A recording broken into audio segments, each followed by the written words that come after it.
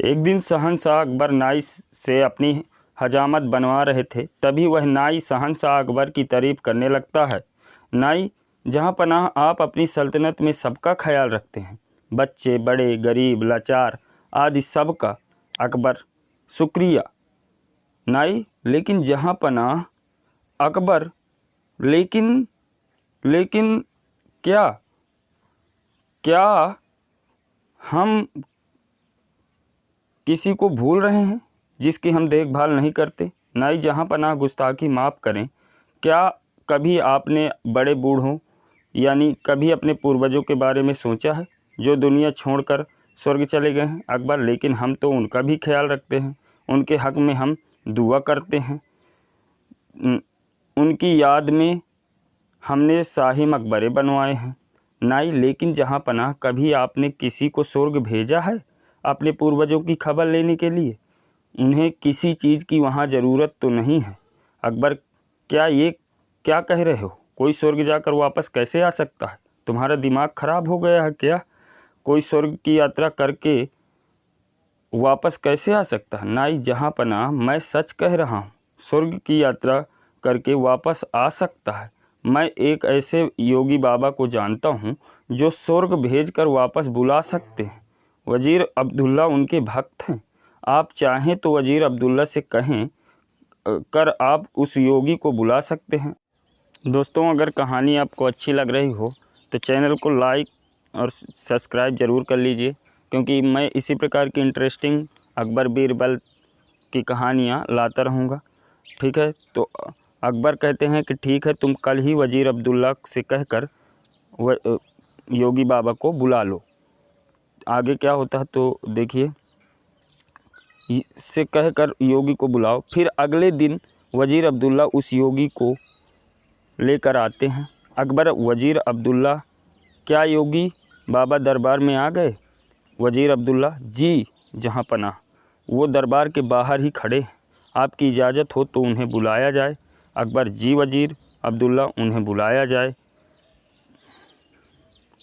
योगीराज निरंजन बाबा दरबार में हाजिर होते हुए, योगीराज, अलख निरंजन, मेरा नाम योगी निरंजन बाबा है। अकबर, हमने सुना है योगी जी, आप किसी को भी स्वर्ग भेजकर वापस बुला सकते हैं, क्या ये बात सच है? योगीराज, हाँ, मैं किसी को भी स्वर्ग भेजकर वापस बुला सकता हूँ। अकबर, हमें भी अपने पूर्वजों के बारे में जानकारी चाहिए। वह स्वर्ग में कैसे रह रहे हैं? उन्हें वहाँ किसी चीज़ की ज़रूरत तो नहीं? योगीराज, आप किसी भरोसेमंद इंसान को स्वर्ग भेज सकते हैं जो स्वर्ग के मोह में न फंसकर वापस आ सके। वज़ीर अब्दुल्ला, जहाँ पनाह, आप बीरबल को इस काम के लिए भेज दीजिए। बीरबल से ज़्यादा भरोसेमंद और कौन हो सकता है? अकबर, बीरबल, क्या आप हमारे लिए स्वर्ग जाएंगे? बीरबल, जी जहाँ पनाह, मैं स्वर्ग ज़रूर जाऊंगा, लेकिन उससे पहले मैं निरंजन बाबा से कुछ पूछना चाहता हूँ। योगीराज, इस यात्रा में कितना समय लगेगा? योगीराज बोलते हैं, इस यात्रा में कम से कम 2 महीने लगेंगे, अगर तुम स्वर्ग के सुख के मोह में ना फंसो तो। बीरबल, योगी जी, आप मुझे स्वर्ग कैसे भेजेंगे? योगीराज, मैं एक पवित्र आग जलाऊंगा, उसमें तुम्हें प्रवेश करना है। वैसे तो ये क्रिया कहीं भी हो सकती है, लेकिन हम इसे गंगा नदी के किनारे पर करेंगे। बीरबल, जहाँ पनाह, मैं काफ़ी दिनों के लिए अपने घर से दूर रहूँगा, इसलिए मैं 4-5 दिन की मोहलत मांगता हूँ। अकबर, ठीक है बीरबल। योगीराज जी, आप ये काम 5 दिन के बाद संपन्न करें। आज 5 दिन बाद बीरबल को जलाने के लिए ले जाया जाता है। स्वर्ग की यात्रा के लिए योगीराज विधि संपन्न करते हैं। वह एक चिता पर फूल और कुछ सामग्री डालते हैं और बीरबल के माथे पर तिलक करते हैं और चित हो जाने को कहते हैं। बीरबल, अलविदा जहाँ पनाह। अकबर, हमें आपकी बहुत याद आएगी, आप जल्दी लौटने की कोशिश करना। बीरबल, जी जहाँ पनाह, मैं जल्दी लौट कर आऊँगा। और फिर 2 महीने गुजर जाते हैं। शहंशाह अकबर बहुत चिंतित हो जाते हैं। अकबर, हमें बीरबल की बहुत याद आ रही है। 2 महीने गुजर चुके हैं, बीरबल अभी तक नहीं लौटे। हमें बहुत चिंता हो रही है। योगीराज का क्या कहना है, कब तक बीरबल लौट आएंगे? वजीर अब्दुल्ला जहाँ पनाह योगी बाबा ये भी तो कह रहे थे कि बीरबल को स्वर्ग के सुख बहुत भा गए हों और वह उन्हें छोड़कर ना आना चाहें। अकबर, नहीं, ऐसा कभी नहीं हो सकता। बीरबल ऐसा कभी नहीं कर सकते कि उन पर हमें भरोसा है। उसी वक्त वहाँ बीरबल आते हैं। उनके लंबे लंबे बाल होते हैं, लंबी सी दाढ़ी। अकबर उन्हें देखकर बहुत खुश होते हैं। अकबर, खुशामदीद, खुशामदीद, हमें आपको देखकर बहुत खुशी हुई। और बताइए, स्वर्ग में हमारे पूर्वज कैसे हैं? उन्हें किसी चीज़ की वहाँ ज़रूरत तो नहीं? नहीं नहीं राजा साहब, वहाँ आपके पूर्वज बहुत ही खुश है। अकबर पूछते हैं, आपके ये बाल क्यों इतने बड़े हो गए? बीरबल, जहाँ पनाह मेरे ही नहीं, वहाँ पर सभी के बाल बहुत लंबे। वहाँ पर कोई नाई नहीं है बाल काटने के लिए, इसलिए उन सभी ने यहाँ पर जो नाई है उसे बुलाने के लिए कहा है ताकि वो सबके बाल काट सके। अकबर, हाँ हाँ, क्यों नहीं, अपने नाई को वहाँ भेज देता हूँ। योगीराज, नाई को भेजने की तैयारी करो।